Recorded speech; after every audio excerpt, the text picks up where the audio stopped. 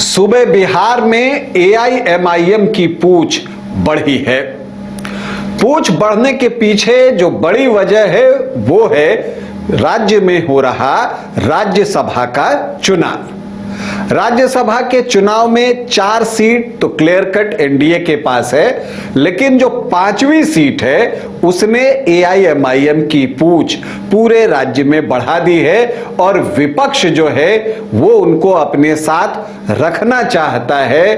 वो विपक्ष या वो महागठबंधन जिसने विधानसभा चुनाव के वक्त एआईएमआईएम के दरखास्त पर ध्यान नहीं दिया था। लेकिन ये राजनीति है जो कि पल पल बदलती रहती है। क्या कुछ है स्थिति, इसी पर हमारी चर्चा होगी। नमस्कार, आप देख रहे हैं न्यूज बाइस्कोप और मैं हूं राकेश रंजन। बिहार में एआईएमआईएम की पूछ बढ़ी है। जो वो विपक्ष के नेता हैं तेजस्वी यादव, उन्होंने अख्तरुल ईमान को अपने यहां आमंत्रित किया बातचीत के लिए। और वजह जो है राज्यसभा का जो चुनाव बिहार में हो रहा है और वहां जो 5वीं सीट है उसी को लेकर ये बातचीत हुई है। हालांकि अगर आप देखें तो आरजेडी ने विधानसभा चुनाव के वक्त एआईएमआईएम से एक दूरी बना ली थी और एआईएमआईएम ने कहा था कि उसने दरखास्त किया था कि उसको जो महागठबंधन है उसमें शामिल किया जाए, लेकिन उस वक्त नहीं किया गया था। लेकिन ये सब अब गुजरे वक्त की बात हो गई। परिस्थितियां राजनीति में रोज जो है एक नई बनती है और फिलहाल जो स्थिति है वो ये है कि महागठबंधन के पास 35 विधायक हैं, लेकिन एडी सिंह जो महागठबंधन के प्रत्याशी हैं उनको राज्यसभा तक पहुंचाने के लिए 6 विधायकों की और जरूरत है। और इसमें जो मजलिस के 5 विधायक हैं उनकी भूमिका बेहद महत्वपूर्ण है। पहले मजलिस ने यह बात कहकर महागठबंधन को चौंका दिया था कि हर बार हम ही क्यों समर्थन दें, इस बार आप हमारे कैंडिडेट को समर्थन दीजिए। लेकिन जब राज्यसभा चुनाव के लिए नामांकन हुआ तो ऐसी कोई सहमति बनी नहीं और राजद ने अपना उम्मीदवार एडी सिंह को बना दिया और एआईएमआईएम का कोई कैंडिडेट जो है उसने नॉमिनेशन नहीं किया। तो अब यह तय हो गया है कि एआईएमआईएम का कैंडिडेट नहीं है तो एआईएमआईएम जो है वो किसी को समर्थन करेगा। तो उनके समर्थन को पाने के लिए तेजस्वी यादव ने जो सूबे के सदर हैं एआईएमआईएम के अख्तरुल ईमान, उनको आमंत्रित किया बातचीत के लिए।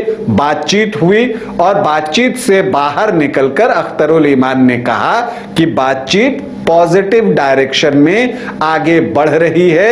इसका मतलब यह हुआ कि एआईएमआईएम के विधायक महागठबंधन प्रत्याशी एडी सिंह का समर्थन कर सकते हैं। हालांकि अख्तरुल ईमान ने यह बातें भी कही कि फैसला जो है बैरिस्टर असदुद्दीन ओवैसी लेंगे कि क्या कुछ करना है। लेकिन उनकी बातचीत से जो एक संकेत मिलता है वो ये मिलता है कि एआईएमआईएम के विधायक महागठबंधन के प्रत्याशी के पक्ष में वोट डाल सकते हैं राज्यसभा चुनाव में। लेकिन जैसा कि अख्तरुल ईमान ने कहा कि इसके लिए कुछ शर्तें उन्होंने भी रखी हैं। अब क्या वो शर्तें विधान परिषद को लेकर हैं, क्योंकि इस साल देखिए विधान परिषद की भी कई सीटों पर चुनाव होना है और जून में जो पहली बार चुनाव होगा वहां पर एआईएमआईएम अपने लिए सीट मांग सकता है राज्यसभा चुनाव में समर्थन के बदले।